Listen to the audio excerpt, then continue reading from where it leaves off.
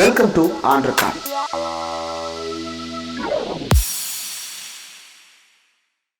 Welcome to on record. இன்றைக்கு நம்மோடு நேர்காணலுக்காக சிறப்பு விருந்தினராக ஊடகவியலாளர் திரு பன்னீர் பெருமாள் அவர்கள் இணைந்திருக்கிறார். அவரோடு பேசலாம். வணக்கம். வணக்கம். என்ன சொல்ற, ஏதோ ஷாக்கிங்கா ரியாக்ஷன் கொடுத்தீங்க? அப்படியா? அந்த மாதிரி தான் இந்த செய்தி சேர்ந்து இருக்கிறது. Is it necessary or is it politics temple control அப்படின்னு, ஆலயங்களை கட்டுப்படுத்துதல் அப்படின்ற அந்த இடத்துல அவசியமா அரசியலா, கோயில் விடுதலை அவசியமா அரசியலா அப்படின்னு ஒரு தலைப்பு போட்டு TR ரமேஷ், அமெரிக்கி நாராயணன், ரங்கராஜன் நரசிம்மன், சுமன் ஸ்ரீராமன், சிறப்பு அழைப்பாளர் கஸ்தூரி சங்கர், இவர்களோடு சாட்டை துரைமுருகன், இவர்கள் அனைவரோடு மாண்புமிகு நீதியரசர் GR சாமிநாதன், சென்னை உயர்நீதிமன்ற மதுரை கிளை வர்ற 4ஆம் தேதி சென்னையில நடக்க போறதா ஒரு அறிவிப்பு. இந்த காம்பினேஷனே கொஞ்சம் வித்தியாசமா இருந்தது. அந்த காம்பினேஷனுக்கு உள்ள போறதுக்கு முன்னாடி GR சாமிநாதன் இப்போ கோயில் விடுதலை அவசியமா அரசியலா அப்படின்ற ஒரு தலைப்புல GR சாமிநாதன் தலைமையில இப்படி ஒரு நிகழ்வு, இதை எப்படி பாக்குறீங்க? இந்த நிகழ்வு அரசியல். முதல்ல கோவில் விடுதலை பெறணுமா அப்படின்னு ஒரு கேள்வி இருக்கு. கோவில் கட்டுப்படுத்தப்படுதா நிர்வகிக்கப்படுதா அரசால அப்படிங்கிறதுல அதுல ஒரு கேள்வி இருக்கு. அரசாங்கத்தால கோவில் நிர்வகிக்கப்படுது, அதை இவங்க கட்டுப்படுத்தப்படுது அப்படின்னு இவங்க திரும்ப திரும்ப ஒரு பிரச்சாரத்தை கிட்டத்தட்ட ஒரு 60 வருஷமா பண்ணிக்கிட்டு இருக்காங்க. நிர்வாகத்துக்கு கட்டுப்பாட்டுக்கு என்ன வித்தியாசம்? இப்ப நிர்வாகம்ங்கிறது அந்த கோவிலுடைய நடக்கக்கூடிய எல்லாவற்றையும் அதிகாரியை வச்சு நிர்வகிக்கிறது. கட்டுப்படுத்துறதுங்கிறது அந்த கோவில் சம்பந்தமான எதையுமே செய்ய விடாம கட்டுப்படுத்துறது.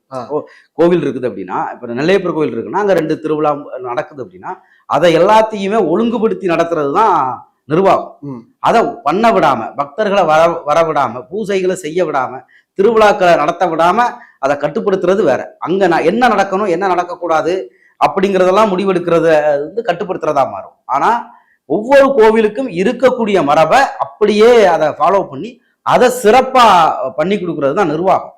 அந்த நிர்வாகத்தை தான் அரசாங்கம் பண்ணுது. அரசாங்கம் கோவில்களை கட்டுப்படுத்தல, கோவில்களை நிர்வகிக்குது. ஆனா இவங்க கட்டுப்படுத்துது அப்படின்னு ஒரு கேம்பெயினை பண்றாங்க. இப்போ சிதம்பரத்துல நடக்கிறது கட்டுப்படுத்துறாங்க, அவங்க நிர்வகிக்கல.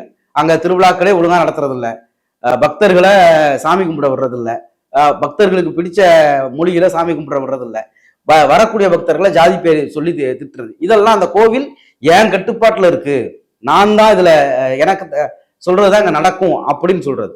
ஆனா அறநிலையத்துறை கட்டுப்பாட்டுல இருக்க கோயில்கள் எடுத்து பார்த்தா கோவில்கள்ல திருவிழாக்கள் நடக்குது, பூஜைகள் நடக்குது. திருவிழாக்களை மற்ற கோயில்களை விட சிறப்பாகவே நடத்துறாங்க. இது வரைக்கும் 1000 கும்பாபிஷேகம் தாண்டி இந்த 2.5 ஆண்டுகள்ல நடத்திருக்காங்க. அப்போ இவங்க கோவில், அந்த கோவிலுடைய மரபு, அங்க இருக்கக்கூடிய பூசைகள், திருவிழாக்கள், இதை எல்லாத்தையும் ஒழுங்கமைச்சு நிர்வகிச்சு சிறப்பா பண்ணி கொடுக்குறாங்க. இது நிர்வாகம். ஆனா இவங்க கட்டுப்படுத்துறாங்கன்னு சொல்லி விடுதலை பெறணும் அப்படின்னு ஒண்ணு முன்வைக்கிறாங்க. இந்த கேம்பெயினை RSS 60-70 வருஷமா நடத்துது. 2009 இந்த ஆலய மீட்பு இயக்கத்துக்கான பொன்விழா ஆண்டையே நடத்திட்டாங்க. அப்போ 50 வருஷமா VHPயோட அது ஒரு பிரான்ச்சு, இந்து மகாசபையோட ஒரு பிரான்ச்சு. அதை அதுக்கான பொன்விழா நடக்குது. அந்த பொன்விழாவில் நம்ம H ராஜா தான் சீஃப் கெஸ்ட். என்ன பேசுறாருன்னா, அயோத்திக்கு வந்த மாதிரி எல்லாரும் வரணும் இந்த கோயில்களை மீட்கிறதுக்கு அப்படின்னு அப்பவே கலவரத்தை தூண்டுறத மாதிரி தான் அவர் பேசுறாரு. இந்த பிரச்சாரத்துல ஒரு பாட்டு தான் நம்ம பார்க்குற இந்த நிகழ்வு.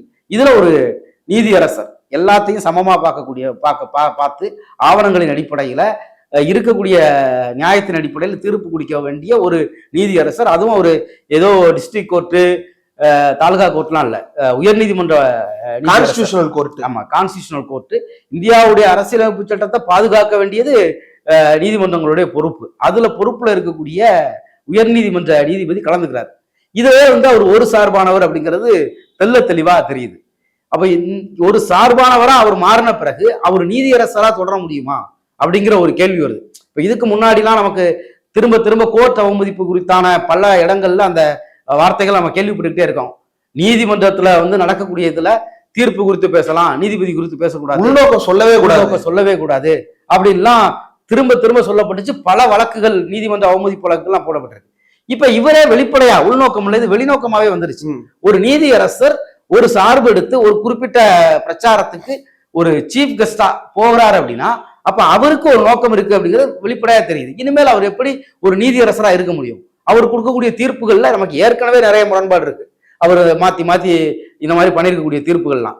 அப்ப அப்படிப்பட்ட ஒரு நீதிபதி தான் அவரு இதுக்கு முன்னாடி அவருடைய தீர்ப்புகளுக்கு இப்போ உள்நோக்கம் கற்பிக்கலாம்ல. உள்நோக்கம் இருக்க போய் தான் அவர் இந்த நிகழ்ச்சிக்கு வர்றாரு. ஒரு இதுக்கு முன்னாடி நம்ம நிறைய இடங்களை பார்த்திருக்கோம். பிரின்ஸ் கஜேந்திர பாபு நேற்று ஒரு அறிக்கை கொடுத்திருக்காரு. அதுல அவர் என்ன சொல்றாரு, நீண்ட காலமா இதுல நீதிமன்றத்துல வழக்கறிஞராக இருக்கக்கூடிய ஒருத்தர் வந்து ஒரு புத்தகம் வெளியிடுறாரு. அவர் அந்த புத்தகம் வெளியிடக்கூடிய நிகழ்வுக்கு ஒரு நீதியரசரை கூப்பிடுறாங்க. வழக்கமா அந்த இவங்களுடைய தோழர்களா அந்த நிகழ்ச்சியை தொகுத்து வழங்குறவர் நிறைய பொதுநல வழக்கு போடக்கூடியவர். இப்படி அதிகமா வழக்குகளை போட்டு நீதிமன்றத்தில் நிற்கக்கூடிய ஒருத்தர் தொகுத்து வழங்குற நிகழ்ச்சியில நீதிபதி கலந்துக்கிட்டா அது சரியா வராது அப்படிங்கிறதுனால அதை தொகுத்து வழங்குறதுக்கே ஆள் மாத்துறாங்க. அப்போ இப்படியெல்லாம் இங்க வந்து பார்க்கப்பட்டிருக்கு. இப்படி இந்த மாண்பு மரபு இப்படியெல்லாம் தொடர்ந்துருக்காங்க. ஒரு வழக்கறிஞர் வெளியிட்ட புத்தக வெளியீட்டு விழாவுக்கு ஒரு நீதியரசர் வர்றதே அவர் நாளைக்கு வழக்கு போடுறப்ப அதுல என்ன மாதிரி சார்பு எடுப்பார் அப்படிங்கறதெல்லாம் பேசப்பட்டிருக்கு. இப்படியான சூழல்ல ஒரு 50-60 வருஷமா அரசாங்கத்தோட ஒரு துறை சட்டமன்றத்துல சட்டம் இயற்றி அதை மெருகூட்டி அதுக்கு எதிர்த்து வழக்கு போட்டு அந்த வழக்கு நீதிமன்றத்துல தீர்ப்பு கொடுக்கப்பட்ட ஒரு துறையா இயங்கிக்கிட்டு இருக்கக்கூடிய ஒரு துறைக்கு எதிராக, அரசாங்கத்தோட ஒரு துறைக்கு எதிராக நடக்கக்கூடிய ஒரு கருத்தரங்களை ஒரு நீதியரசர் வந்து தலைமை தாங்கி பங்கெடுக்கிறது அப்படிங்கிறது, அவர் நீதியரசர் அப்படிங்கிறதுக்கான அந்த பொறுப்புக்கான எந்த இதுவும் இல்லாதவரா மாறிட்டார். இல்ல அதுல அவங்க தலைப்பு ஒரு வேளை வச்சு டிஃபெண்ட் பண்ணலாம். கோயில் விடுதலை அவசியமா அரசியலா, அது ஒரு பட்டிமன்றம், தீர்ப்பு எப்படினாலும் வரலாம் இல்லையா அப்படின்னு சொல்லுவாங்கல்ல.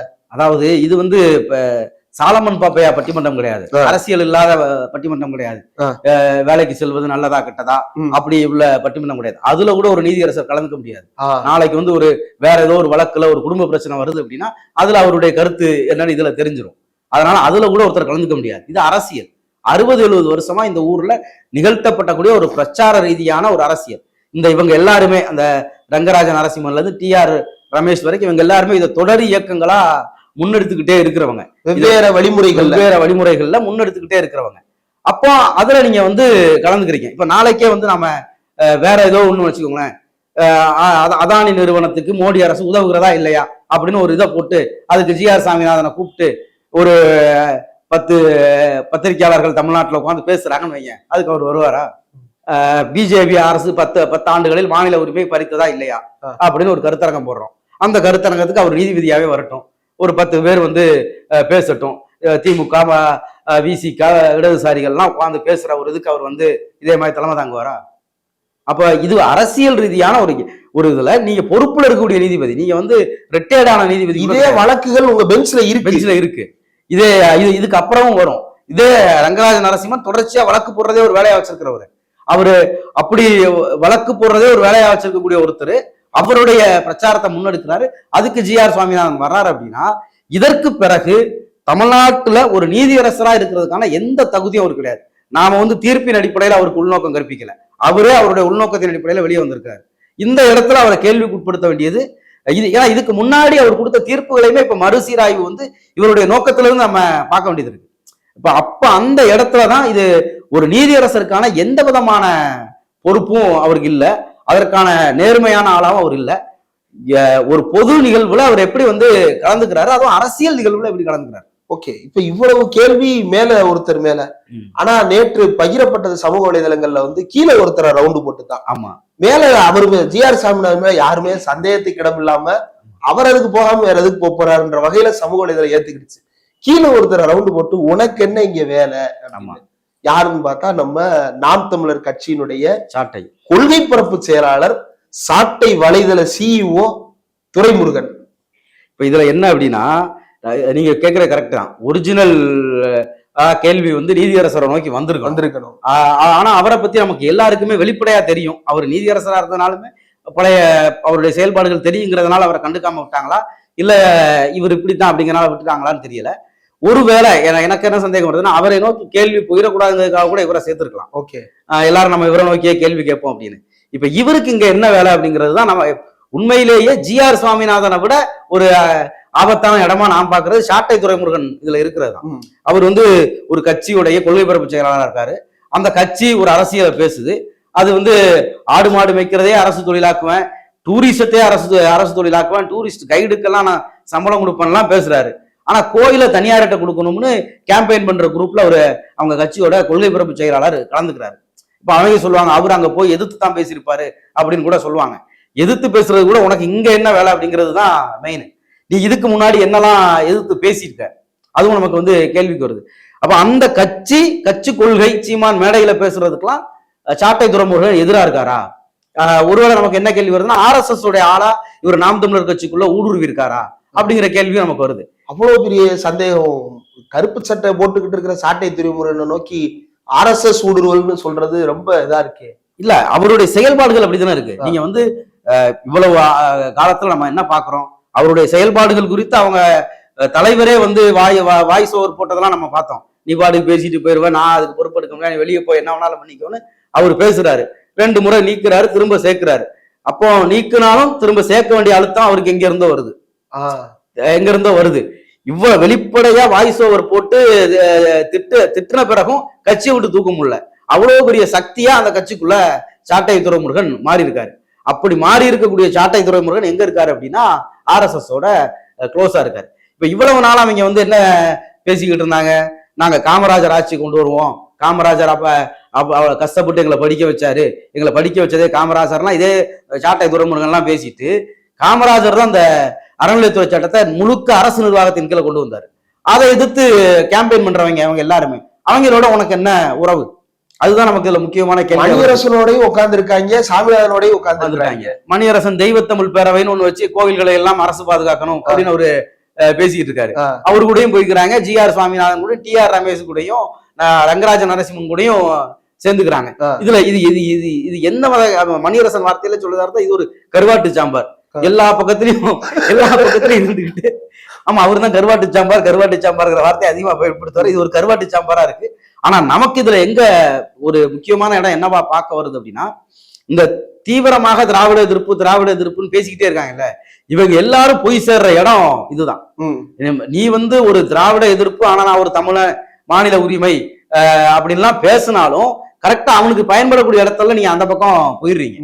ஒரு இந்த எதிர்ப்பு அதிகப்படுத்த நீங்க உங்களை அறியாமலோ இல்ல அறிஞ்சோ இல்ல ஏதோ பேரம் பேசியோ அந்த பக்கம் நகர்ந்துடுறீங்க அப்படிங்கிறது வந்து இதுல தெள்ள தெளிவா நமக்கு தெரியுது. இதுல இப்ப இவங்க எல்லாரும் சேர்ந்து என்ன போர்ட்ரே பண்ண விரும்புறாங்க?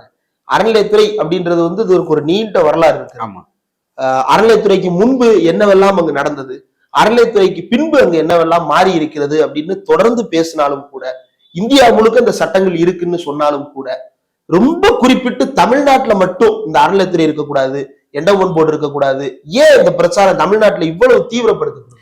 தமிழ்நாட்டுல ஏன் இது இவ்வளவு தீவிரப்படுத்தப்படுதுன்னா, கோயில்களை பொறுத்த வரைக்கும் அது பிஜேபி RSSக்கு ரொம்ப ஒரு க்ளோஸான இடம். அவங்க ஆள் பிடிக்கிறதுக்கு அது ஒரு நல்ல வலுவான இடம். வரக்கூடியவங்கள பக்தியின் பேரை சொல்லி அப்படியே ஏதோ ஒரு பக்தி பேரவையை நடத்தி அவங்க வந்து ஆள் பிடிச்சிட முடியும். இப்ப தமிழ்நாட்டிலே கோயில்கள்ல விளக்கு பூஜை எல்லாம் அவங்க 80களிலே நடத்தினாங்க. ஆனா அது அவங்களுக்கு RSSக்கு அறுவடையா மாறல. இப்ப இந்த கோயில்கள் அரசு நிர்வாகத்துல இருக்கிறது.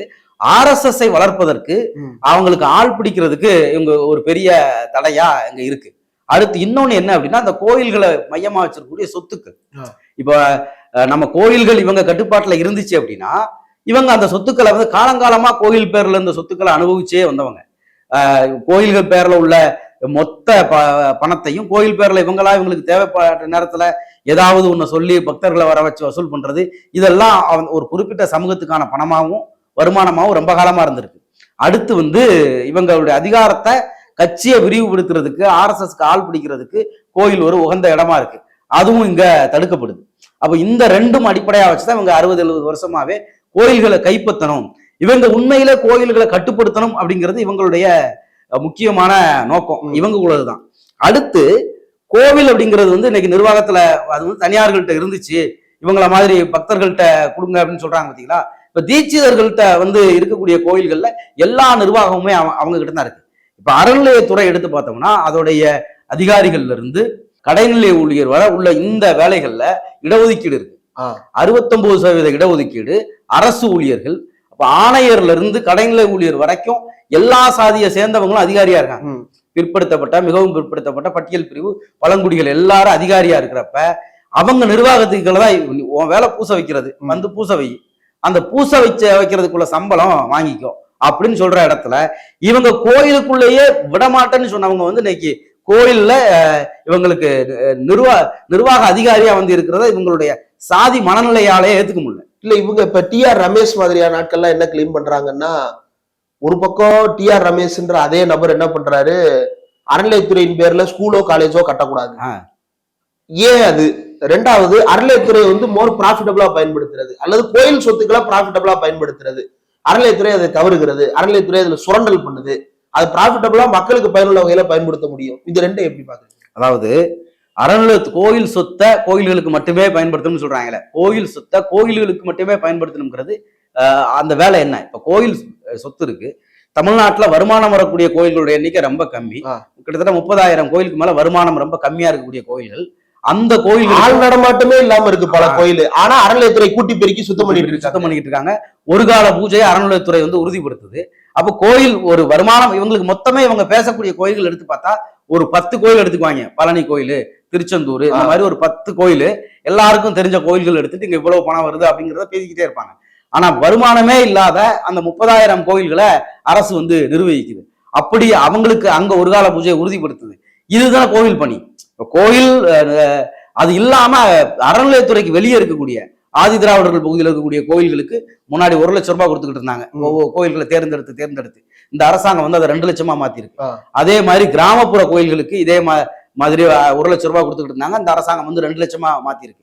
இப்ப அறநிலையத்துறைக்கு வெளியில இருக்கக்கூடிய கிராம கோயில்களை கூட இந்த அரசாங்கம் வந்து உதவி பண்ணி மேம்படுத்துறதுக்கு உதவி பண்ணிட்டு இருக்கு. இதெல்லாம் தானே கோவில் பணி. கோயில்ல பூசை நடக்குது, கோயில்ல கும்பாபிஷேகம் நடக்குது. இப்ப இந்த புயல் வெள்ளம் வந்துச்சு, வேற எல்லா வேலைகளுக்கும் முன்னாடி இந்த 3 மாவட்டத்தில் இருக்கக்கூடிய கோயில்கள்ல ஏற்பட்ட சேதங்களை சரி பண்றதுக்கு 5 கோடி ரூபாயை அரசாங்கம் ஒதுக்கிருச்சு. அதுக்கெல்லாம் பிறகுதான் நிர்மலா சீதாராமன் வந்ததே. அப்ப 5 கோடி ரூபாயை ஒதுக்கி அதை உடனே சரி பண்றதுக்கு அரசாங்கம் தயாரா இருக்கு. அப்போ இதை எல்லாத்தையும் பண்ணிக்கிட்டு தான் இருக்கு. இதெல்லாம் பண்ணிக்கிட்டு இருக்கிறப்ப ஆனா இதெல்லாம் சிதம்பரத்துல நடக்குதானா? நடக்கல. இப்ப சிதம்பரம் கோயில் வருமானத்துல இருந்து கடலூர் மாவட்டத்தில் இருக்கக்கூடிய ஒரு 20 கோயில்களுக்கு இவங்க உதவி பண்றாங்க. அங்க ஒரு கால பூஜைக்கு உதவி பண்றாங்க, அன்னதானம் போடுறாங்க. இப்ப 754 கோயில்கள்ல தினந்தோறும் மதிய அன்னதானம் நடக்குது. முக்கியமான கோயில்கள்ல பழனி இந்த மாதிரியான கோயில்கள்ல நாள் முழுக்க அன்னதானம் கொடுக்குறாங்க. அதை இந்த அரசாங்கம் வந்த பிறகு கோயில்களோட எண்ணிக்கை அதுக்குமே திமுக அரசாங்கம் வந்த பிறகு கூட்டி இருக்கு. அப்ப கோயிலுக்கு வரக்கூடிய பக்தர்களுக்கு பாதுகாப்பு அளிப்பது, அவர்களுக்கு பூசை செய்ய வழிபடுவதற்கான ஏற்பாடுகள் செய்வது, வரக்கூடிய அந்த பக்தர்களுக்கு மதிய உணவு வழங்குவது, இது எல்லாமே தான் கோவில் பணி. இப்ப நீங்க கோவில் கும்பாபிஷேகம் நடத்துறது, கோவிலை வந்து சரி பண்றது, கோவிலுக்கு அவங்க என்ன பண்ணிடுறாங்க அப்படின்னா, திருச்சியில ஒரு கோயில், அந்த கோவிலுக்கு வர்றதுக்கான அந்த கோயிலுடைய ஒரு தெப்பக்குளம் மாதிரி ஒரு குளம் இருக்கு. அந்த குளத்துக்கும் கோயிலுக்கும் இடையிலான ஒரு ரோடு போடுறாங்க. அது பக்தர்களுக்கு பயன்படுத்துறதுக்காக தான் அந்த ரோடு. அது கோவில் பணியா இல்லையா? ஆமா. அது அங்க ஒரு பார்க்கிங், கோவிலுக்கு வரக்கூடிய பக்தர்களுக்கு பார்க்கிங் கட்டுறாங்க.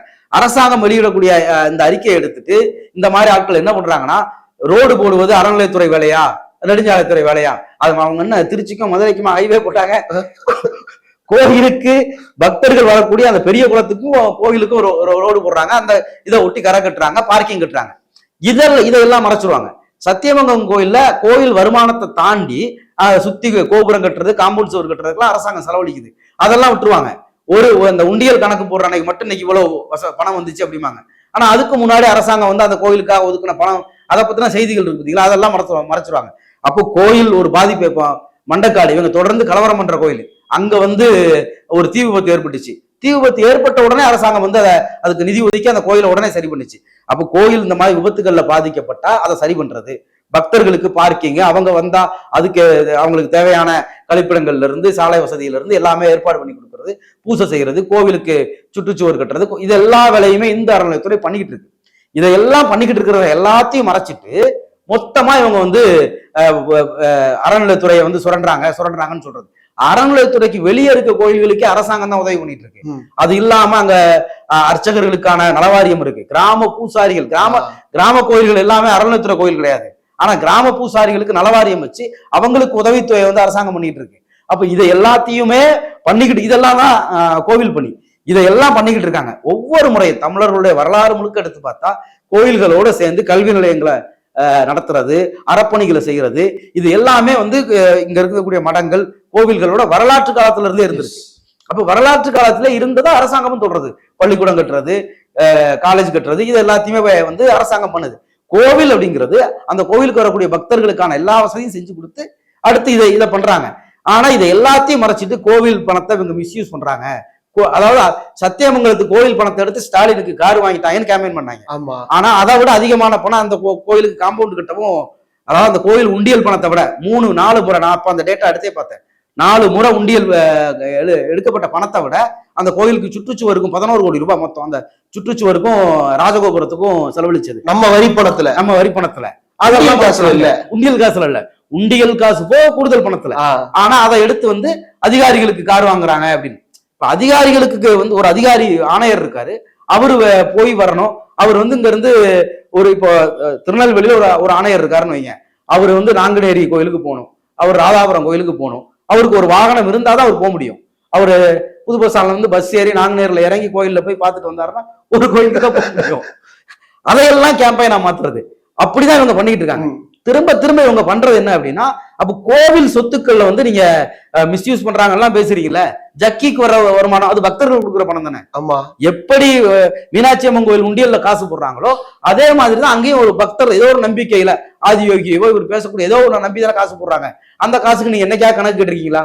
பக்தர்களுடைய பணத்தை மிஸ்யூஸ் தான் அங்க பண்ணப்படுது. பக்தர்களுடைய பணத்தை எடுத்து நடிகைகள் எல்லாம் கூப்பிட்டு ஒரு கலை நிகழ்ச்சி நடத்திட்டு இருக்காரு. அதை பத்தி நீங்க கேள்வியே கேட்க மாட்டீங்க. இதே மாதிரி ஒரு நடிகை கூப்பிட்டு அறநிலையத்துறை நிகழ்ச்சி நடத்தினா அவ்வளவுதான், ஐயையோ கோவிலை முடித்து விட்டார்கள் அப்படின்ட்டுவாங்க. கடைசியா இவங்களே நடிகையை கூட்டி தான் கருத்தரங்க நடத்துறாங்க. இதெல்லாம் தான் இவங்க வேலையா இருக்கு. இந்த கேம்பெயின்லாம் இருக்குல்ல, அறப்பணிகள் அப்படிங்கிறது வரலாறு காலத்துல இருந்தே கோவிலோட சம்பந்தப்பட்டது. அதாவது கல்வி நிலையங்களும் பக்தர்களுக்கு உணவு வழங்குற இந்த பணிகள் எல்லாம் வரலாறு காலம் முழுக்கவே கோயிலோட சம்பந்தப்பட்டது. அதை செய்யாத அப்படின்னு டி.ஆர். ரமேஷ் சொல்றாரு. நீங்க வந்து நமக்கு என்ன கேள்வி வருதுன்னா, கோவில் பணத்தை கோவிலுக்கு செலவு செய்வது என்பது சுற்றுச்சுவர் கட்டுவது, பக்தர்கள் தேவையான வசதி செய்வது, அது இல்லாம இந்த அறப்பணிகள் செய்வது கிடையாது அப்படின்னா, அப்ப ஐயருக்கு சம்பளம் கொடுக்கறது மட்டும்தான் கோயில் வேலையா? வருமானம் வரக்கூடிய கோயில்ல இப்ப மீனாட்சி அம்மன் கோயில்ல வர மொத்த வருமானத்தை அங்க பூஜை செய்யறவங்களுக்கு மட்டும் பிரிச்சு கொடுக்கணுமா? அது மட்டும் தான் கோயில் பணியா அப்படிதான் இவங்க கேட்க வர்றது. அதை அவங்களுக்கு மட்டும் பிரிச்சு கொடுங்க. அதை எடுத்துட்டு போய் நீ வந்து அந்த பக்கம் சிவகங்கை தாண்டி இருக்கு கிராம கோயில்ல இது ஒரு நேர பூசைக்கு ஏற்பாடு பண்ணாத, அங்க அன்னதானம் போடாத, அங்க திருவிழா நடத்தாத, அங்க மட்டும் கொடு அப்படிங்கறத இவங்க திரும்ப திரும்ப கேட்கறது. ஓகே, கோயில் வருமானத்தை பூரா அர்ச்சகருக்கு கொடுத்துரு அப்படின்றத இவங்க கிளைம் பண்றது, வருமானத்தை அர்ச்சகருக்கு கொடுக்கறது, நிலத்தை பூரா என்ன பண்ண காத்திருக்கிறாங்க. இந்த டி.ஆர். ரமேஷ் இவங்களா ரொம்ப நாளா பேசுறது, கோவில் சொத்துக்கள் இருக்குல்ல, அதை இவங்க ஒழுங்கா நிர்வகிச்சா இதை விட அதிகமா லாபம் வரும், இதை வந்து இவங்க வந்து ஒழுங்கா நிர்வகிக்கிறது இல்லை, இதெல்லாம் ஆக்கிரமிச்சு வச்சிருக்காங்க நிறைய பேர் அப்படின்லாம் அவங்க ஒழுங்கா பயன்படுத்தினா இதை விட அதிக வருமானம் கோயில்களுக்கு வரும் அப்படிங்கிறது அவங்களுடைய ஆர்குமெண்ட். இப்போ பார்த்தீங்க அப்படின்னா சென்னையில் ஒரு கிரவுண்டை அரசாங்கம் ஆக்கிரமிச்சு வச்சிருந்த ஒரு தனியார் பள்ளி, கீழ்பெண்ணாத்தூர் பார்ப்பனர் ஒருத்தர், அவர் பள்ளிக்கூடமே அவர் பேரில் தான் வரும். அந்த பிரைவேட் ஸ்கூல் வந்து ரொம்ப நாளாக ஆக்கிரமிச்சு வச்சிருந்தாங்க. அறநிலையத்துறை மீட்ட இடம் இன்னைக்கு வந்து மாநகராட்சி மைதானமாக இருக்குது. அதை வந்து அந்த பகுதியில் உள்ள எல்லா மக்களும் இளைஞர்களும் சிறுவர்களும் விளையாட பயன்படுத்துகிறாங்க. அந்த இடத்துல காம்ப்ளெக்ஸ் கட்டி வாடகை விட்டால் காசு வருமானம் வரும். ஆனால் அதை பயன்படுத்திக்கிட்டு இருக்கக்கூடிய அந்த மக்கள் இருக்காங்கல்ல, அவங்க பக்தர்கள் தானே. அதே மாதிரி இப்போ ஸ்ரீரங்கம் கோயில் இருக்குன்னு வச்சுக்கோங்க, அந்த கோயிலை சுற்றி நிறைய கடைகள் வந்து இவங்களுக்கு இருக்கு, அந்த கோயிலுக்கு இருக்குன்னு வச்சுக்கோங்க. இப்போ வந்து அதெல்லாம் இடிச்சிட்டு காம்ப்ளெக்ஸ் கட்டி அதிக வாடகைக்கு கொடுக்கலாம். ஆனா அங்க காலங்காலமா அந்த கோயிலுக்கு வரக்கூடிய பக்தர்களுக்கு பூ கட்டி அவங்க பூஜை பண்றதுக்காக பூ கொடுக்கக்கூடிய அந்த கோயிலுக்கு வரக்கூடிய பக்தர்களுக்கு சேவை செய்யற கடைகள் தான் சுத்தி இருக்க கடைகள் தான். அந்த கடைகள் எல்லாம் மூடிட்டு எள்ளு விளக்கு, நெய் விளக்கு, பூ கட்டுறது, அவங்க சாப்பிடுறது, டீ குடிக்கிறது, பக்தர்கள் தான் டீ குடிக்க போறாங்க. இதை எல்லாத்தையும் இடிச்சிட்டு ஒரு பெரிய காம்ப்ளெக்ஸ் கட்டி ஒரு பெரிய ஷாப்பிங் மால் கட்டினா அது நகரத்துல பக்கத்துல இருக்கு, அது வாடகை அதிகமா தான் வரும். ஆனா அந்த பக்தர்களுக்கான அந்த சேவையை யார் செய்வா? இப்ப அந்த இடம் இதுல ஒரு முக்கியமான கேள்வியா வருது. ரெண்டாவது, இப்படி இருக்கக்கூடிய இந்த பலனடைகிறாங்க மக்கள், பலனடைகிறாங்க, கோயிலுக்கு சேவை செய்யறாங்க, வரக்கூடிய பக்தர்களுக்கு சேவை செய்யறாங்க, அதுல அவங்க பலனடைகிறாங்க. அப்படி பலனடையக்கூடிய அதை எல்லாத்தையும் தான் நீங்க கைப்பற்றணும்னு சொல்றீங்க. தமிழ்நாடு முழுக்க இருக்கக்கூடிய அவங்களுடைய மொத்த இடத்துல 4 லட்சம் விவசாயம் பண்றான். விவசாயம் பண்றதுனால அந்த இடத்துல குறைஞ்ச குத்தகை வருது. ஒவ்வொரு ஊருக்கும் குத்தகை இது மாறும். இப்ப நாங்குநேரி கோயில் இருக்கு, அந்த கோயிலை சுத்தி அந்த கோயிலுக்கு எல்லா கிராமங்கள்லயும் நிலம் இருக்கு, விவசாயிகள் விவசாயம் பண்றாங்க, நெல்லாவோ பணமாவோ குத்தகை கொடுக்குறாங்க. அதை விட அதை பிளாட் போட்டு வித்தா அதிகமாக தான் காசு வரும். அப்போ காலங்காலமாக அந்த கோயில் நிலத்துல விவசாயம் பண்ணிக்கிட்டு இருந்த விவசாயிகளை நீங்க அப்புறப்படுத்த சொல்றீங்க.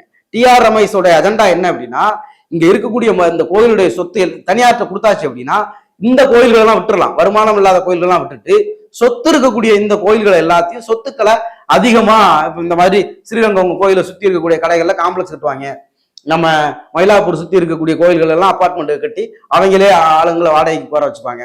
இதையெல்லாம் பண்ணலாம். ஆனா இன்னைக்கு தமிழ்நாடு முழுக்க இருக்கக்கூடிய இந்த 4 லட்சம் விவசாயம் பார்க்க கூடாது, கோயிலை சுத்தி பூக்கடை வச்சிருக்கானே, நீங்க சொன்ன மாதிரி நெய் விளக்கு, டீ கடை வச்சிருக்கவங்க எல்லாம் வச்சிருக்காங்க பாத்தீங்களா, இதைத்தான் அவங்க வந்து லாபமற்று இவங்க நடத்துறாங்க அப்படின்னு சொல்றாங்க. அதை இவங்க என்ன சொல்லிடுறாங்கன்னா, இவங்க மக்கள் அப்படின்னு சொல்ல மாட்டாங்க, கட்சிக்காரங்க அப்படின்றாங்க. எனக்கு தெரிஞ்சு மயிலாப்பூர் கபாலீஸ்வரர் கோயிலுக்கு நான் பல தடவை போயிருக்கேன். சுத்தி கடை வச்சிருக்கிற பல பேர் வந்து அதே பார்ப்பன சமூகத்தை சேர்ந்தவங்க தான். ரொம்ப வருஷமா கஷ்டப்பட்டு ஏதோ காப்பியோ ஏதோ வயசாகி 80-70 வயசு இருக்கும் அவங்களுக்கு, இருந்தாலும் அந்த காப்பி ஆத்த முடியாம ஆத்தி வித்து அந்த வருமானத்துல வாழ்க்கை நடத்துறவங்க தான் இருக்கிறாங்க. ஆனா அதே மயிலாப்பூர் கோயிலுடைய சொத்தை அமிர்தாஞ்சன் கம்பெனி 100 வருஷமா ஆக்கிரமிச்சு வச்சிருக்கு. அதை எதிர்த்து அறநிலையத்துறை தான் போராட்டம் பண்ணிட்டு இருக்கு. இவங்க என்ன பண்ணிடுவாங்க, அதை விட்டுருவாங்க, இந்த காப்பி கடை வச்சிருக்கிறதான் அவங்க பிரச்சனையா பார்ப்பாங்க. அப்போ ஏழை பார்ப்பனர்களுக்கு கூட இவங்க உதவ தயாரா இல்ல. பெரிய பெரிய தமிழ்நாடு முழுக்க இருக்கக்கூடிய இந்த லட்சக்கணக்கான ஏக்கர் இருக்குல்ல, அதை பெரிய பெரிய கார்பரேட்டுகளுக்கு தாரை வார்க்க, நம்ம ஜக்கி மாதிரியான ஆட்கள் வந்து இதை நிர்வகிக்க, அவங்க அதுக்கான இதை மாத்திரம் பாக்குறாங்க. இங்க கடை வாடகைக்கு எடுத்து பொழப்பு நடத்திக்கூடிய லட்சக்கணக்கான அந்த இந்துக்கள், லட்சக்கணக்கான விவசாயம் பார்த்துட்டு கூடிய இந்துக்கள், இவங்க எல்லாரையும் விட இந்த சில குறிப்பிட்ட பார்ப்பன ஜக்கி மாதிரியான இந்த மதத்தை மாஃபியாவா மாத்தி பணம் சம்பாதிக்கிற பெரிய கார்பரேட் மதவாதிகள் இருக்காங்கல்ல, இவங்களுக்கானதா இந்த சொத்துக்களை மாத்தணும். இப்ப நம்ம நார்மலா என்ன அப்படின்னா, இப்ப சென்னையில இருந்து ஒருத்தர் பாக்குறவருக்கு ஆமா 4 லட்சம் ஏக்கர் இதுல வந்து காசே வரலன்னா இப்படி 4 லட்சம் ஏக்கர் எவ்வளவு காசு வரும் அப்படின்னு பாப்பாங்க.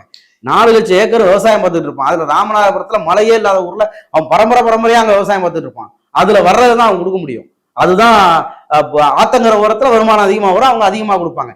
இதுதான் இந்த நம்ம பழைய புதிய மதுரை ஆதீனம் இருக்காருல்ல, குத்தகையே தரமாடுக்காங்க, இவங்க கிட்ட இருந்து நிலத்தை கொடுக்கணும் அப்படின்னு ஒரு வீடியோல பேசினாரு. விவசாயம் பாக்குறவங்க அதுல இருந்து வரக்கூடிய லாபம், இறங்கி வா, ஒரு நாள் கழனிக்கு இறங்கி வா, வந்து பாரு, அதுல இருந்து நீ குத்தகை எடுத்துக்கோ. இந்த விவசாயிகளுக்கு எதிரானவங்க இந்த கோவில் சொத்தை பயன்படுத்திக்கிட்டு இருக்கக்கூடிய இந்த கேம்பெயின் இருக்குல்ல, மொத்தமா யாருக்கு எதிரானதுன்னா, அறநிலையத்துறையில அதிகாரிகளா வேலை பார்க்கிற 69% இடஒதுக்கீட்டுல வேலை பார்க்கிற பிற்படுத்தப்பட்ட மிகவும் பிற்படுத்தப்பட்ட தலித்களுக்கு எதிரான கேம்பெயின், அரசு அதிகாரியா வர்றவங்களுக்கு எதிரான கேம்பெயின், இந்த 4 லட்சம் விவசாயிகளுக்கு எதிரான கேம்பெயின். இந்த கோயிலை சுத்தி இருக்கக்கூடிய இடங்கள்ல கோயிலை சுத்தி தான் இருக்கணும்ல, வெளியே கூட இருக்கும். பொதுமக்களுக்கு அந்த இடத்துல ஏதோ ஒரு கடை கட்டி வாடகைக்கு விட்டுருப்பாங்க. அந்த கடையில குறைந்த வாடகை கொடுத்துட்டு வியாபாரம் பார்த்துக்கிட்டு இருக்கக்கூடிய அந்த அப்பாவி இந்துக்களுக்கு எதிராக தான் இவங்க மொத்த கேம்பெயினுமே பண்றாங்க.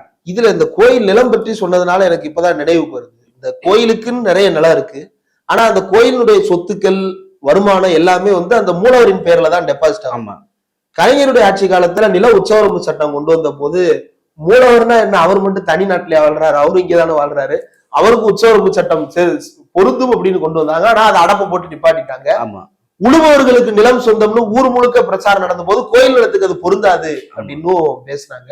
இப்ப அங்கிருந்துதான் இவர்களுடைய இது வந்து என்ன நோக்கத்திற்கானது அப்படின்றத புரிந்து, இவங்களை பொறுத்த வரைக்கும் உழுகிறவங்களுக்கும் நிலம் சொந்தம் கிடையாது, கோயிலுக்கும் நிலம் சொந்தம் கிடையாது, கோவில்களே கார்பரேட்டுகளுக்கு சொந்தம். அந்த இடத்துக்கு நகர்த்துறாங்க. அப்படி நகர்த்தக்கூடிய கோவில்களே முதல்ல கார்பரேட்டுக்கு சொந்தம்னு மாத்தியாச்சுன்னா அப்புறம் நிலம் வந்து யாருக்கு சொந்தம்? இவ்வளவு பிரச்சனை போகுது. நாம் தமிழர் இதுல போய் கலந்துக்கிறாங்க, RSS சார்பு இருக்கு, RSS தொடர்பு இருக்குன்னு வெளிப்படையா தெரியுது. ஆனா இன்னைக்கு வந்து நாம் தமிழர்களுடைய கோப்பாசே சாட்டை துரைமுருகன் வீடு, அப்புறம் இடும்பாவனம் கார்த்தி, அப்புறம் இன்னும் பல்வேறு நபர்களுடைய வீடுகள் இல்லங்கள்ல எல்லாம் வந்து சோதனைகள் நடைபெற்று NIA நேரடியா களத்துல இறங்கியிருக்கு. இதை எப்படி பாக்குறீங்க? இதை வந்து நம்ம மிரட்டலா தான் பார்க்க முடியும். நேரடியா முழுமையா எங்க பக்கம் வந்துரு. இந்த தேர்தல் நேரத்துல நீங்க வந்து அதிகமா பிஜேபி ஏற்கனவே அவங்க பேச மாட்டாங்க, ஆனா ஏதோ ஒரு இடத்துல நாங்க வந்து தமிழர்களுக்கான பிரதிநிதித்துவத்தை கோர்றோம் அப்படின்னு பேசுறதுக்காக கொஞ்சம் அரையும் குறையமா பேசுறாங்கல்ல, அதையும் பேசாத அப்படிங்கிறதுக்கான மிரட்டல் தான் அது. சிவில் வாரா? அப்ப இது சிவில் வாரின்னு தாண்டுறது. ஓகே. அதனால அவங்க என்ன, ரெண்டாவது என்ன அப்படின்னா, இப்ப சாட்டை துரைமுருகன், இசைத்தமிழ் வாணன், இடும்பாவனம் கார்த்திக் இவங்களுக்குலாம் அந்த ரைடு நடக்கிறது, அவங்க அந்த செய்திகள் என்ன போட்டிருக்காங்கன்னா, வெளிநாடுகள்ல இருந்து பணம் பெற்றது தொடர்பான விசாரணை அப்படின்னு போட்டிருக்காங்க. இப்ப நமக்கு என்ன கேள்வி வருது அப்படின்னா, இவ்வளவு க்ளோஸா கொள்கையே பேசுறதுக்கு அவருக்கே அவங்க வந்து ரைடு விடுறாங்க. இப்ப அந்த ரைடும் விடுறது அப்படின்னா, நீ வந்து இந்த கட்சியை முழுசா எங்க பேர்ல சேர்த்துரு, அல்லது சாட்டை துரைமுருகனை வச்சு கட்சிக்குள்ள ஏதோ ஒரு அஜெண்டாவை அவங்க நகர்த்துறதுக்கு அது காலதாமதமா இருக்கலாம். நீ கட்சியை இருந்து பிரிச்சுட்டு வா, சீமான பொதுக்குள்ள ஏதோ ஒண்ணு கூட்டி சீமான அப்புறப்படுத்தணும் கூட அவங்க ஒரு அஜெண்டா கொடுத்துருக்கலாம். அதெல்லாம் காலதாமதம் ஆகுறது கூட இந்த மிரட்டலுக்கு காரணமா இருக்கலாம் நான் நினைக்கிறேன். ஓகே, அப்ப இது ஒரு அரசியல் மிரட்டல் தான், முழுக்க அரசியல் மிரட்டல் தான். நிறைய விஷயங்கள் எங்களோட பகிர்ந்துட்டீங்க. இவ்வளவு நேரம் ஒதுக்கி இந்த நேர்காணல் தந்ததற்கு நன்றி.